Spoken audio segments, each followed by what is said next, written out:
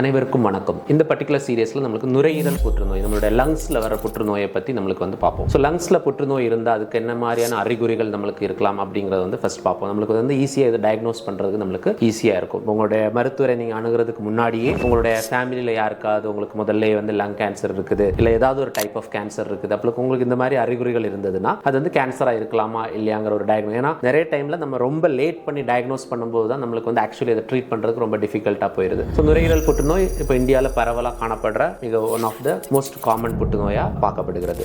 பொதுவான அறிகுறிகள் என்ன? நம்மளுடைய சுவாசத்தில் ஏற்படுற மாற்றம் என்ன? யூஸ்வலி இந்த ஃபர்ஸ்ட் திங் நம்மளுக்கு ரொம்ப நாள்பட்ட ஒரு இருமல் இருந்துகிட்டே இருக்குது. இல்லை நம்ம இருமும் போது அதில் நம்மளுக்கு ரத்தம் சளியோட சேர்ந்து ரத்தம் வெளியேறது, ஹெமப்டைசிஸ் சொல்லுவாங்க. இல்லை நீங்கள் நடக்கும்போது உங்களுக்கு ரொம்ப மூச்சு வாங்குது, இல்லைன்னா ஒரு மூச்சு எடுக்கும் போதே ஒரு நெஞ்சு வலி அந்த மாதிரி இருக்குது. ஸோ இந்த மாதிரி ஒரு அறிகுறிகள் இருக்குது. இதோட நீங்கள் நீண்ட காலமாக புகைப்பிடிக்கிறவராக இருந்தா, இல்லை உங்களுடைய வீட்டு பக்கத்தில் ஒரு ஃபேக்டரி அதிகமாக இருக்குது, ஹைவேக்கு க்ளோஸாக உங்களுடைய வீடுகள் இருக்குது, ரொம்ப மாசு படிந்த ஒரு என்வரான்மெண்ட்ல நீங்க இருக்கிறீங்க. ஸோ இந்த மாதிரி கண்டிஷன்ஸோட இந்த பர்டிகுலரான பேசிக் சுவாசத்தில் ஏற்படுற மாற்றங்கள் ஒருவேளை நம்மளுடைய நுரையீரல் புற்றுநோயா இருக்கிறதுக்கு வாய்ப்பு இருக்குது. இது இல்லாமல் நம்மளோட உடல்ல என்னென்ன மாற்றங்கள் ஏற்படுது? யூஸ்வலி நம்மளுக்கு ரொம்ப அன்எக்ஸ்பிளைன்டு வெயிட் லாஸ், அதாவது ரொம்ப அதிகமாக உங்களுக்கு வெயிட் லாஸ் ஏற்பட்டுக்கிட்டே இருக்குது. இல்லை உங்களுக்கு ஒரு சோர்வாகவே இருக்குது, ஒரு 3 மணிக்கு மேலே என்னால் ரொம்ப ஃபோக்கஸ் பண்ண முடியல, ரொம்ப டல்லாகவே ஃபீல் பண்ணுறேன். ஸோ இந்த மாதிரியான உடலில் ஏற்படுற மாற்றங்கள், இல்லை உங்களுடைய நகங்கள், இல்லை திடீர்னு உங்களுடைய ஸ்கின் கலர் ரொம்ப டிஸ்கலரேஷன் சேஞ்சஸ் ஆகுது. ஸோ இதெல்லாமே நம்மளுடைய நுரையீரல் புற்றுநோயோட ஒரு அறிகுறியாக கூட இருக்கலாம். பொதுவாக எல்லா புற்றுநோய்க்கும் இந்த அறிகுறிகள் இருக்கும். நீங்கள் மேலே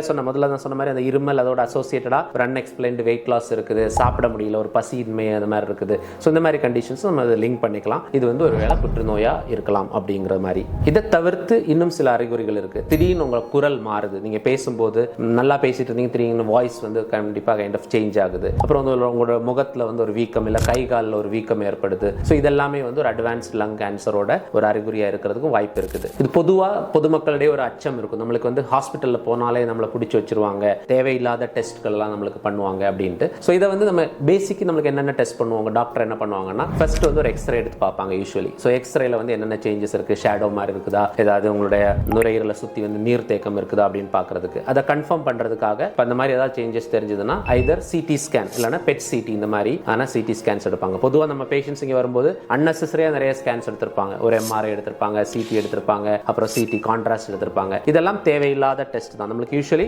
ஒரு சிடி ஸ்கேன், ஹெச்ஆர்சிடி லங்ஸ் அப்படின்னு எடுப்பாங்க. ஸோ அதுவே ஆஃப்டர் எக்ஸ்ரே போதுமானது.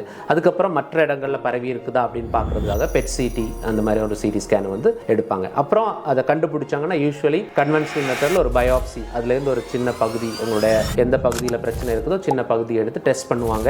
பொதுவாக அது கேன்சரா இருக்கலாம், சம்டைம்ஸ் டியூபர்குலோசிஸ் மாதிரியான கண்டிஷன் இருக்கலாம், டிபி மாதிரியான கண்டிஷன் ஆகும். இந்த சேம் கைண்ட் ஆஃப் சிம்டம்ஸ் நான் உங்களுக்கு சொன்ன சிம்டம்ஸ் வரலாம். ஸோ இது டயக்னோஸ் பண்றதுக்கு மிகவும் உதவியாக இருக்கும். ஸோ இந்த வீடியோ பேசிக்கலி உங்களை பயப்படுத்துறதுக்காக போட்ட வீடியோ இல்லை. நிறைய பேஷண்ட்ஸ் நம்மகிட்ட ரிப்பீட்டடா கேட்பாங்க, இது எனக்கு கேன்சர் ஆயிருக்கலாமா இல்லையா அப்படின்ட்டு. அப்புறம் ரொம்ப லேட் ஸ்டேஜில் டயக்னோஸ் பண்ணும்போது நம்மளுக்கு ட்ரீட் பண்ணுறது ரொம்ப டிஃபிகல்ட்டாக இருக்கும். நம்ம லேட் ஸ்டேஜ் கேன்சர்ஸ் நிறைய ட்ரீட் பண்ணாலும் இதை நமக்கு அவங்கள ட்ரீட் பண்ணுறது ஏர்லியர் ஸ்டேஜ் டயக்னோசிஸ் இருந்தால் நம்மளுக்கு ஆன்சைட்டி லெவல்ஸும் கம்மியாக இருக்கும், நிறைய மருந்து இல்லை நம்மளுடைய ஒருங்கிணைந்த மருத்துவ முறை ஆப்ஷன்ஸும் நம்மளுக்கு அவைலபிளாக இருக்கும். ஸோ நீங்கள் புகைப்பிடிக்கிறவராக இருந்தால், உங்களுடைய சுற்றுச்சூழல் மாசுடைய இடத்துல நீங்கள் இருக்கிறவங்க இருந்தால் டெஃபினெட்லி இந்த மாதிரியான அறிகுறிகள் இருந்தால் உங்கள் டாக்டர்ஸ் அணுகுங்க. நான் சொன்ன மாதிரி இந்த டெஸ்ட் எல்லாம் அவங்க பண்ணி பார்ப்பாங்க. உங்களுக்கு அந்த கண்டிஷன்ஸ் இருந்தால் நீங்கள் ஏர்லியராக மிராக்கிள் இன்டகிரேட்டட் ஹெல்த் சென்டர் மாதிரியான ஒருங்கிணைந்த மருத்துவ முறையிலையும் நீங்கள் ட்ரீட்மெண்ட்ஸ் பண்ணிக்கலாம். மேலும் இது மாதிரியான இன்ட்ரெஸ்டிங் டாபிக்ஸோடு உங்களை சந்திக்கிறேன். நன்றி, வணக்கம். உங்களுக்கு ஏதாவது குவரிஸ் இருந்தால் எங்களுடைய கமெண்ட் பாக்ஸில் நீங்கள் போட்டிங்கன்னா எங்கள் டீம் உங்களுக்கு ரெஸ்பாண்ட் பண்ணுவாங்க, உங்களுடைய தேவைகளை பூர்த்தீகரிப்பாங்க. நன்றி, வணக்கம்.